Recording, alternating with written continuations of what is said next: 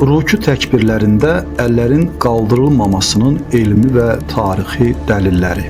Namazda rukuya gedərkən və rukudan qalxarkən əllərin qaldırılması məsələsi İslam hüququnda əsrlərdir müzakirə edilən köklü mövzulardan biridir. İlk baxışda sadə bir detal kimi görünsə də, bu ixtilafın təməlində hədislərin şərh edilməsi, səhabə tətbiqlərinin analizi və məzhəblərin fərqli yanaşma tərzləri dayanır. Bu fikir ayrılığına haqq-batil mübarizəsi kimi deyil, sünnənin müxtəlifliyi və İslam elminin zənginliyi kimi baxmaq lazımdır. Alimlərin bu mövzudakı fərqli yanaşmaları Peyğəmbərimiz sallallahu aleyhi və səlləmin fərqli zamanlarda etdiyi tətbiqləri qorumaq və ən doğru nəticəyə varmaq üçün göstərdikləri dərin elmi fəaliyyətin bir nəticəsidir. Namazda rukuya gedərkən və rukudan qalxarkən əllərin qaldırılmaması məsələsinin söykəndiyi əsas dəlillər aşağıdakılardır. Abdullah İbni Məsudun radiyallahu anh hədisi. Abdullah İbni Məsud namaz qılarkən yalnız ilk təkbirdə əllərini qaldırmışdır.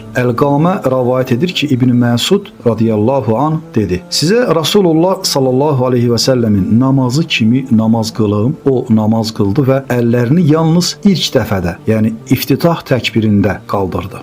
Bəra bin Azibin radiyallahu anh rəvayəti. Bu rəvayətdə Peyğəmbərimiz sallallahu aleyhi və səlləmin namaza başlayarkən əllərini qaldırdığı, lakin daha sonra bunu təkrar etmədiyi bildirilir. Bəra bin Azibdən radiyallahu anh rəvayət olunur ki, Allah Rasulü sallallahu aleyhi və səlləm sadəcə namaza başlayanda əllərini qulaqlarına yaxın qaldırar, sonra bunu təkrar etməzdi. Həzrəti Əlinin radiyallahu anh tətbiqi. Asim bin Kuleyb atasından rəvayət edir ki, Həzrəti Əli namazın ilk təkbirində əllərini qaldırar, sonra bir daha bunu təkrarlamazdı.